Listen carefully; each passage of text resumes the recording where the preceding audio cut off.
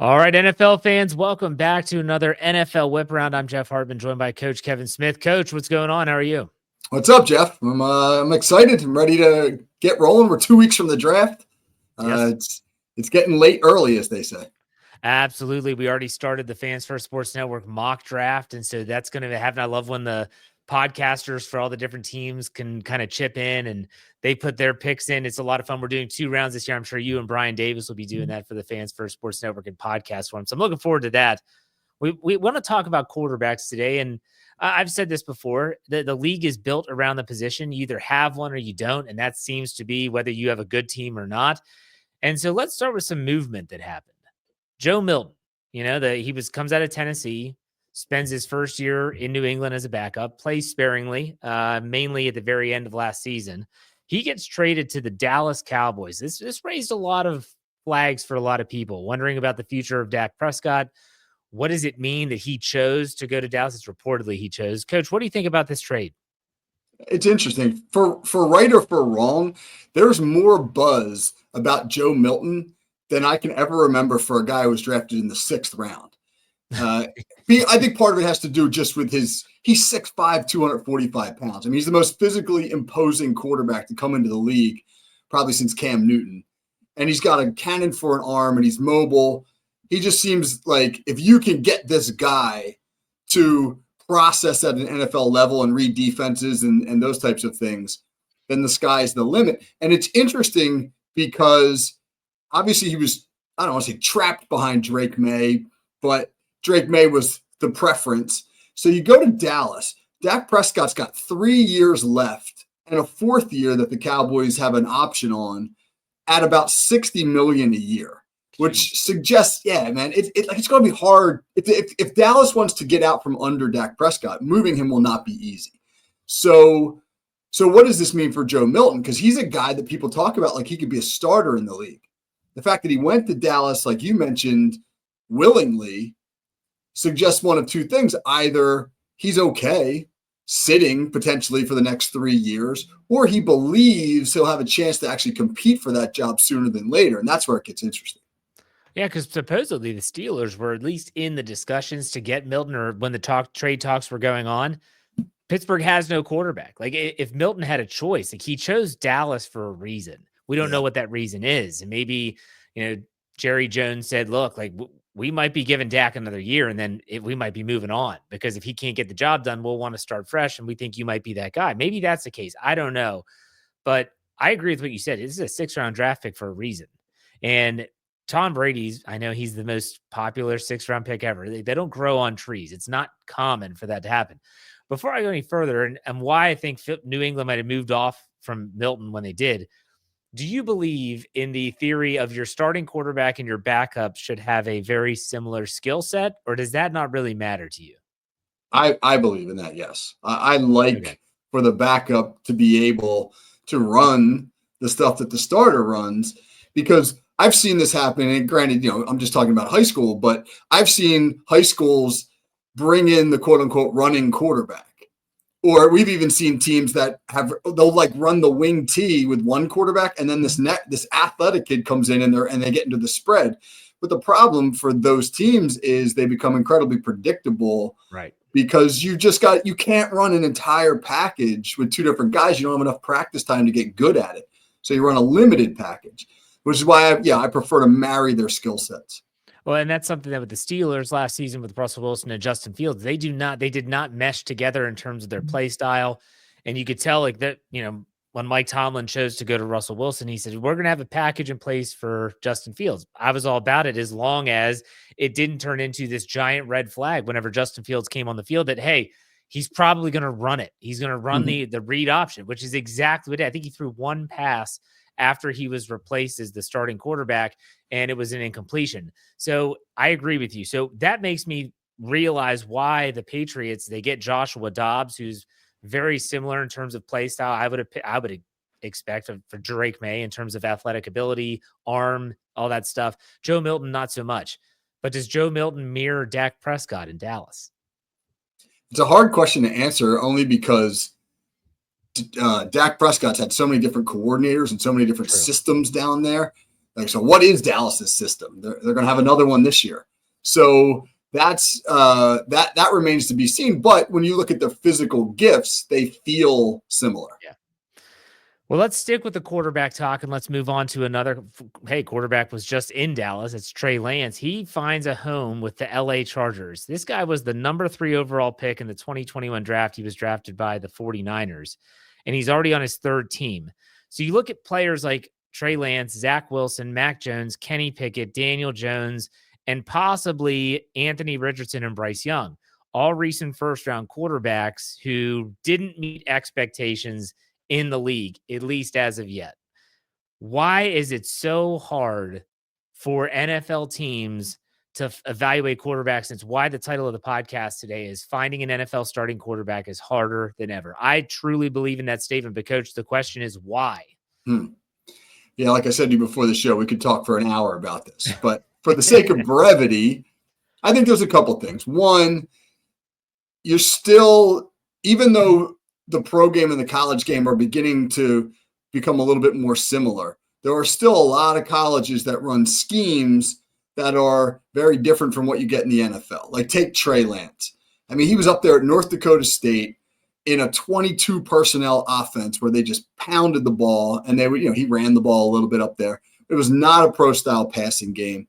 And then he lost a year to COVID, and he was playing against FCS competition. He wasn't exactly playing the best D1 schools. And they took a flyer on his potential. San Francisco did when they drafted him. Well, now he's on his 3rd team. It looks like that's a swing and a miss. I think that for him has been as much about not being prepared for what he's going to see in the NFL because of the system he was in college. You get a guy like Anthony Richardson. He never proved that he could do it consistently in college. I mean, this guy only started 12 games in college. He had a 54% completion percentage in college. So Indianapolis took a huge flyer on his physical potential. And so far, it hasn't worked out. Like a guy who makes me nervous is Jackson Dart, because he's in a system down there at Ole Miss where it was a lot of half-field reads and single receiver reads. I mean, they really simplified the read progression for the quarterback. Well, you're going to get into the NFL and you're going to have to make full field reads now. And that is a lot trickier than it sounds. To get your eyes to the right and have to go 1, 2, and your 3rd read is back to the left. I mean, if you haven't done that before or been asked to do that regularly, that is a huge transition. So I think the biggest problem is trying to take the film of this guy in college and try to speculate how that will translate to an NFL system. All right, so let's put your offensive coordinator hat on here. I want you to tell me, as an evaluator of talent, and yes, you're a high school coach, I don't care. You've seen a lot of football in your time. When you're evaluating a quarterback, what is paramount? So if you're doing a checklist, okay, I want to make sure if I'm going to evaluate this quarterback and this guy could potentially be a 1st-round draft pick for our team, here are the boxes he needs to check. Like, what is the most important thing? And then what are some of the things that you could have boxes underneath that? But how would you list those out in terms of characteristics? I think the 3 non-negotiables are, what kind of a leader is he? Can he command the huddle and the playbook? I mean, imagine stepping into an NFL huddle, what that physically looks like. Yeah. You're surrounded by 6'5", 320-pound dudes, grown-ass men, right? You have to be an alpha. You got to be able to walk in and command that huddle. So you have to have a presence about you, what Trent Dilfer calls a dude quality. Accuracy. I think accuracy is something that's very, very hard to teach guys to improve upon as they progress, because they develop habits over the course of their training that become ingrained, and it just gets tougher to fix that as they get older, especially when you get to the league and everything speeds up. You're not going to get more accurate in the NFL. Right. And then the third thing I think is just your mechanics. I mean, is this guy fundamental? Can he play from the pocket? Because that's really where your mechanics come in. So much of playing from the pocket is about your ability to set your feet, work from the ground up, and get through your progressions. So you get the Anthony Richardsons, or you get the Joe Miltons, who are these fabulous athletes, but I don't know about the mental part, but some of those other physical things lack, and they may never actually make it in the NFL because of it. So where would arm strength fall on your list? Would it fall pretty low? Because everyone talks about, Joe Milton's a perfect example. We already talked about him. The dude can stand on the goal line and almost throw it the length of the field. It's incredible, his arm. But how important is arm strength if you can't put it where it needs to be on time and at the right read? So where do you put arm strength? Because it gets evaluated. I feel like it's over evaluated in draft prep. What about you? What do you think? I mean, those three things I just named, I'd probably put it next because it does matter. But I mean, in the absence of accuracy, arm strength is meaningless. Right. So, you look at a guy like Drew Brees, man. I mean, Drew Brees could throw a football through a pinhole from 40 yards away, but he didn't have a cannon. He was 6 foot tall. He could barely see over his line, but his mechanics were amazing. His leadership qualities were amazing. His accuracy was amazing. And he's a Hall of Fame quarterback. I mean, Aaron Rodgers, we can slam on him all we want for his personality is this or is that. His mechanics aren't always the greatest, but at the end of the day, that ball is going to be put exactly where it needs to be. He can still play the game like that. And I think that stuff for me weighs more than just the fact that you can heave a ball 70 yards. So I think it's safe to say when you look at this list of quarterbacks that I rattled off, your Lance, Wilson, Jones, Pickett, Jones, again, Richardson, maybe even Bryce Young. What is missing from when these players are in college and they've been successful in college, regardless of where they played? And a lot of these players came from like an SEC school. Like that's legit. Like Tennessee with Joe Milton. You talk about Anthony Richardson in Florida. You talk about Bryce Young in Alabama. What is missing here between these players leaving their college programs? Trey Lance is kind of the outlier when you talked about, where he went to school, but still, what's missing in your opinion? I think it's probably a different thing for each guy, but generally speaking, there's an absence of elite traits in all of them. Right? You look at Mac Jones, for example. Guy won, I can't remember his 1 or 2 national championships, but he was unbelievably successful at Alabama. But he was the quarterback of a team where every single game they played, they were more talented than their opponent. He didn't need to be elite. He needed to not, steer the ship into the iceberg. So then he gets to the NFL. Well, it's not like that, especially he goes early. He goes to a Patriots team that's not very good. And now suddenly you have to elevate your game where they can lean on you. And he's just not ready to do that, right? I think Bryce Young's similar, man. You saw some of his early struggles, and Bryce Young's like 5'11" and 195 pounds. He's small. Yeah. And he doesn't have, when he gets to Carolina, the wealth of weapons that he had at Alabama, and now he's got to carry more of the load. None of those guys. Kenny Pickett, would name an elite quality of Kenny Pickett's. Hand size. I'm sure. poor guy. He doesn't. And Kenny Pickett's. As we're talking about the best in the world at what they do, but just not best enough for, it's a terrible phrasing, but to be able to do it at a level you need to in the NFL. So are evaluators overlooking these blatant issues that these quarterbacks are having just because they need a quarterback? We've got to have one, so we're just going to take one. Or is the evaluation process that flawed, I guess? I don't think the evaluation process is that flawed. I do think, however, I don't want to use the term hubris, but you got to remember, these NFL coaches are the best in the world as well at what they do. And I think many of them look at these prospects and they say, I can get them right. Or when he gets with us, he did all these things in college and he's got some flaws, but when he gets with us, we'll fix it. And you would want your coaches to think that. I wouldn't want a guy as my head coach who was like, I don't think I can coach that guy.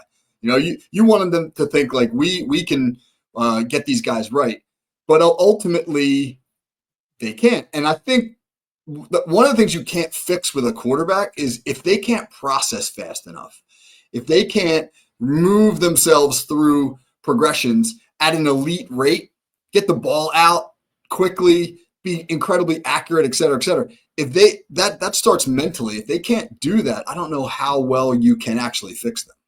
If they can't do that, they have to have some of those elite traits elsewhere. Like you look at a Ben Roethlisberger as a prime example. Early in his career, he did not read the full field well, but what he could do is shed 3 blockers, get outside the pocket, and deliver a strike down the field. Russell Wilson, you could almost say the same thing about him in his prime, but that's interesting. So let's move on to the next topic, which is still going to be quarterback based. If history holds true, there will be some high profile quarterbacks in this year's draft who ultimately don't have successful NFL careers. Which quarterbacks from this class are candidates in your opinion? So let's talk about the big ones here, just the big names. Coach, let's rattle off some of those names. Cam Ward's going to be atop the list. You've got Jalen Milroe, Jackson Dart, Shedeur Sanders. We could throw in Tyler Shuck, Quinn Ewers, Will Howard from Ohio State. Is there anyone I'm missing? No, that's probably who's the kid from Syracuse that used to play at Ohio State? I can't remember. Kyle McCord. Yeah, Kyle McCord. Yeah. Some people are throwing his name out there as mid to late, but I think that's mid to late. So what do you think, Coach? What do you think about this upcoming crop of quarterbacks? I think they all have the potential to wind up not being great NFL quarterbacks. So this could be like the 2022 class. Yeah. Where Brock Purdy, the last guy picked in the draft, wound up being the best quarterback. But I mean, Cam Ward's going to go to Tennessee. That seems like a done deal. The interesting thing there will be, can they develop him? I think that the big thing with all these guys is how well can the franchise that they ultimately go to develop them in a way that maximizes their skill. Sometimes it's just about where you land. Like Jaden Daniels is a great example. I mean, he went to a perfect spot in Washington because the marriage of him and Cliff Kingsbury, and then some of the weapons he was surrounded with was excellent for his skill set. So will Cam Ward get that in Tennessee? I think Shedeur Sanders' fit is huge for him. Because he's a guy, when you watch him play at Colorado, there's a lot of freelancing. There's a lot of Shedeur Sanders holding the ball forever, running around, trying to do Patrick Mahomes type things. And he's not going to be able to get away with that in the NFL. So whatever team can get him into a system and teach him to be a pro quarterback, the best, I think that will hinge upon his success. I already mentioned Jackson Dart.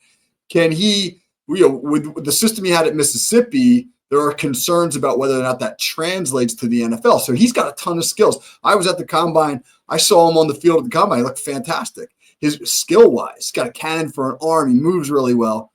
But is he going to be able to sit in an NFL pocket and move through progressions fast enough to be effective? What about Jalen Milroe? There's 2 quarterbacks I want to ask you about. Jalen Milroe is one. He's been mocked as high as the first round, as late as the third. No one really knows what to think. There's a lot of questions about his accuracy. Should he have stayed another year? What do you think about Jalen Milroe? Well, I will quote a coach I spoke to at the combine. When you put on his 10 best plays, he's the first pick in the draft. When you put on his 10 worst plays, he's an undrafted free agent. Oh my gosh. And what does that tell you? That tells you that this is a guy who, one, cannot play right away. Like he needs to sit for a while and learn, so that you can maximize what he does well and teach him to minimize his mistakes. And then 2, again, scheme fit. Like you got to get him in the right system that knows how to use what he does well, because he's physically unbelievable looking. Yeah, I interviewed him at the podium. He looks like a linebacker. I couldn't believe that it was a quarterback. When he came out, I was like, oh my God, he's 6'2", 230. He is chiseled. And you say, like, all right, this guy is built for the NFL, but what's he do best? Well, right now what he does best is read option game, bootleg game, get out and move, make plays happen with his feet. But I don't know how good he is sitting in the pocket, and the recent track record of Alabama quarterbacks isn't exactly great either. All right, the next quarterback is the defending national champion Ohio State Buckeyes, Will Howard. You talked about this, about how horrible of a combine he had, and there were fans booing him and all this stuff. The guy has had a lot of success in college, though. So when you look at his skill set, and he came from, a Chip Kelly offense, say what you want about Chip Kelly, and he does things a little bit different. How well do you, or how much stock do you put into college success into potential evaluating the quarterback? Well, let's go back to what we were just talking about. I mean, Will Howard, for me, checks all 3 of those boxes I was just talking about. He's very accurate. Ohio State absolutely killed teams in the middle of the field in the passing game in the national playoffs. And you're going to throw him to the middle of the field, man, you need to be really accurate with what you do. He's a great leader. Emeka Egbuka, when he was at the Combine, spoke glowingly about Will Howard and his presence and how he rallied that Ohio State team after they had that devastating loss to Michigan. He said, Will Howard's the guy who was the glue that put this team back together after that. And he makes plays from the pocket. So I don't know if he's ready right away. I don't know if he's going to be a starter anytime soon. But in terms of does his college game translate to the pros, I think the three big boxes you have to check, he does so. It's interesting. It's interesting. He's a prospect that's kind of like floating around those, late day 2, maybe even early day 3. Maybe someone gets a steal. We'll see. Let's talk about another quarterback, one that's looking for a new contract. That would be 49ers quarterback Brock Purdy. Do you think Purdy is worthy of a top shelf quarterback deal? And would you give him one if you were the 49ers? What do you think about that, Coach? I can hear our buddy Pez. I can hear his voice in the back of my head now. He's a fraud. He does not like Brock Purdy. Fraud. Brock Purdy, this is tricky, right? This is a tricky. All right, here's the last Mr. Irrelevant, the last pick in the draft. He doesn't have the big first-round pedigree. He's had tremendous success, been to a Super Bowl. If he didn't get hurt in that NFC Championship game, may have been to another one already. But now he's coming off a year where the 49ers weren't very good. How much do you believe that he is an elite quarterback? Because I think that's going to determine the market. He's going to get paid, but to what degree is he going to get paid? The quarterback market right now for all these guys that are up for their extensions is in the 50 millions per season. I don't know, Jeff, are you paying Brock Purdy $55 million a year? I mean, if I was the 49ers, I would be really tempted to say to Purdy, listen, let's go through this year. And let's play this year out. But you're playing with fire if you do that. Yeah, 100%. Because Brandon Ayuk last year gets hurt. Deebo Samuel's banged up. They get rid of Deebo Samuel this offseason. They lose some other pieces, but you would expect Christian McCaffrey to be back. I guess the question ultimately is he a system quarterback? And if the answer is yes, that's okay, as long as the system is capable of succeeding and they have the pieces there to do it. And I don't know if San Francisco has those pieces anymore. They've had a very strange offseason in terms of the moves that have been made. And I just feel like if they were to give Purdy a king's ransom, and he should ask for that. The dude was a 7th round draft pick. You should absolutely say, I want it all. Give me the bag because I've gotten you to a Super Bowl once. I can do it again if you put the pieces around me. There has to be some trepidation, though, from the 49ers side of things. Ultimately, I think he will get a deal with San Francisco. The question isn't will he or won't he? It's what will it look like? How much money will be attached to it? I don't think Brock Purdy's contract will reset the quarterback market. Do you agree or disagree? I agree. He's not going to get more than Joe Burrow, right, or Josh Allen just got. If he does, then he's got the greatest agent ever. Because I like him. I'd extend him too if I were San Francisco, but I think you're right. It's got to be within the parameters of his pay's got to fit his play. Right. And so like a quarterback comparison. So you look at like Tua down in Miami. What's his deal look like? He's making basically, I'm trying to see what his contract terms. He signed a 4-year, $212 million. He's averaging over 50 still. That's incredible. I didn't know Tua was making that much money with a $42 million signing bonus, guaranteed at signing $93 million. So I'm sure they can get out of some of that if they had to. That might be more online of what Purdy could be asking for. And I think that would be closer to fair, I guess you want to put it that way. But again, the 49ers outside of Purdy have had a very strange offseason. I don't know what to think about what they've done out there. Any final thoughts on that before we move on, Coach?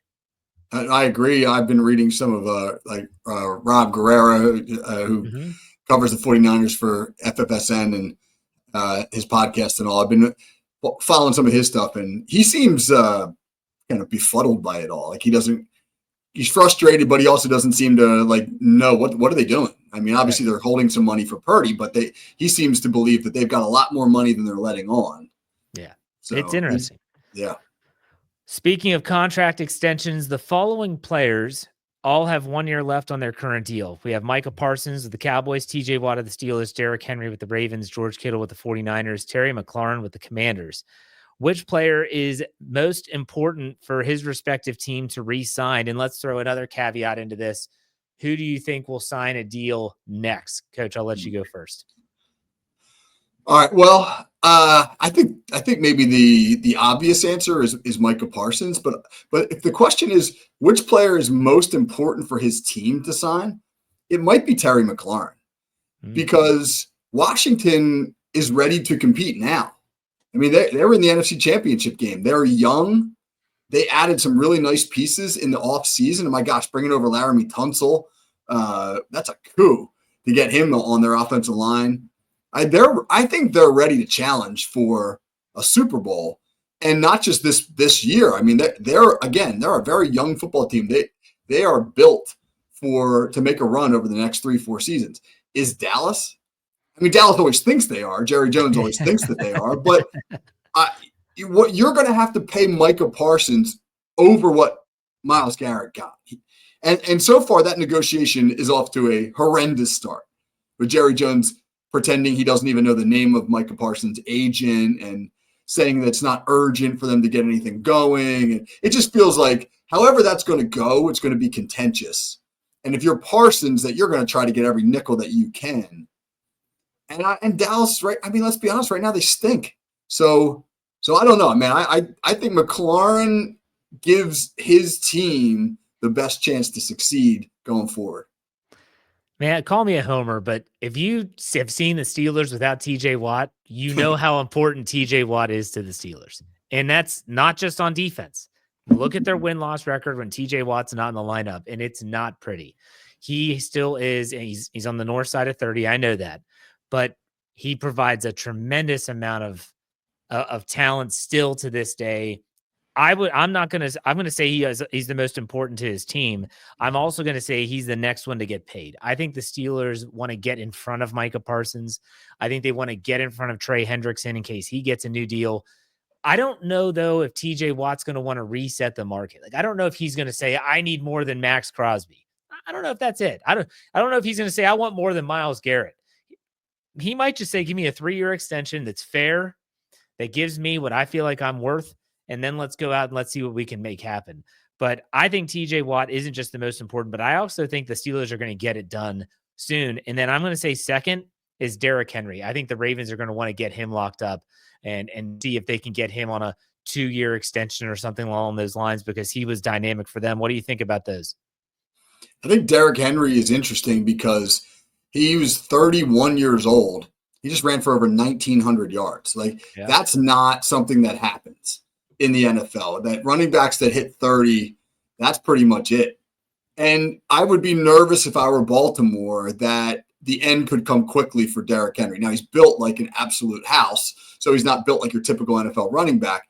But are the knees going to go? Is he going to lose some of the burst? I mean, what if you extend? He's got another year on his contract, and then you're talking about extending him. So now you're talking about extending a 32-year-old running back with a ton of tread on the tires, or wear on the tires, I should say. That would make me a little bit nervous if I were Baltimore. With Pittsburgh, I agree with you. I think that deal gets done. I think 3 years is probably the sweet spot. I mean, the Steelers, in their recent history, have been pretty good about trying to lock these guys up to get them to the end of the career, like Roethlisberger and Cam Hayward. And I think TJ Watt fits in that mold. It would be a huge blow to the Steelers from a public relations perspective, but also from a morale perspective to see TJ Watt leave. Yeah. Or to play in a lame duck last year of your contract season and not get an extension done. Like, could you imagine TJ Watt lacing it up in 2025 and he's going to be a free agent in 2026? Like, it happens. And I'm not saying it's impossible, but boy, that would be a gut punch for sure. So, all right, let's finish this up with a player profile. Interesting character. Julio Jones announced his retirement. And so we want to talk about Julio Jones, who spent the most productive years of his career with the Atlanta Falcons. Go ahead, Coach. I'll let you start. Yeah, I think when you think about wide receivers, you have a visual of what they look like. Julio Jones does not look like whatever that visual might be. I met him once at a camp, shook his hand. My hand disappeared when I shook his hand. He's 6'5", and I had to look this up. They listed him at 225 pounds. I mean, he looked like 240. He was just an absolute specimen. And talking to Roderick David last week, who was on your podcast and on mine as well, former Atlanta Falcons scout, he raved about Julio Jones, who was in Atlanta when he was there. And he said part of his job as a scout would be to look for the weak link in an opposing secondary so that they could get Julio Jones matched up on him. He said, because one of the things that made him so difficult to cover was that you could put him anywhere in the formation. Like he could play in the slot. And I'm like, man, imagine having a 6'5", 230-pound wide receiver who can run 4.4 operating in the slot against like Beanie Bishop or Mike Hilton. You know, like he's almost, I don't want to say he's a unicorn. Calvin Johnson was the original Megatron, but Julio Jones wasn't far behind. Unfortunately for Julio Jones, he was unbelievably dominant. But during his prime years, it was always the same debate. It was the debate with Falcons fans and Steelers fans. Is it Julio Jones or is it Antonio Brown? And if you look up their stats during their prime years, when it was Matty Ice and Julio and it was Big Ben and AB, Julio Jones was amazing. I'm not taking anything away from him. But, Coach, I got to ask you, prime Antonio Brown or prime Julio Jones, who you taking? I think prime Antonio Brown was as good as anybody in history. Unfortunately, that prime didn't last nearly as long as it could have because he was Looney Tunes. But Julio Jones's body of work over the duration of his career is really impressive. Yeah. Prime AB was second to none, in my opinion. He was a freak. Like you could triple cover him and he'd still get open. So he could get open in a phone booth. Yeah, he could. All right, this has been a great conversation on very quarterback heavy, but hey, like we always say, if you have a quarterback or if you don't have a quarterback, you've got nothing in the NFL. So it's a very worthwhile conversation heading up to the NFL draft. Coach, I'm going to give you an opportunity to plug your Call Sheet Daily podcast. Go ahead and do that now. Yeah, we've been doing some great stuff on there. Monday, our conversation was about momentum on the heels of the Houston Duke NCAA game from Saturday night. We talked on. Yeah, right. We talked about momentum's a real thing. There are momentum deniers out there, and so we broke that down, and Coach Tim Watson coming on the program, former NFL player, a really successful coach here in New Jersey, coming on the program later this week. So this has been great doing this show daily and just getting to hit on so many different aspects of the game of football. I was worried when I started doing this 5 days a week. I was like, am I going to run out of topics? But that has not been a problem so far. Yeah. Loved your one about youth sports. I don't think enough people are talking about that. And, even when you got into your specialized training with that one individual, I can't remember his name, but still like really good stuff. Check it out wherever you get your podcast by searching up the Call Sheet Daily. That's it for another NFL Whip Round. Coach, thanks as always for your time. We'll talk next week.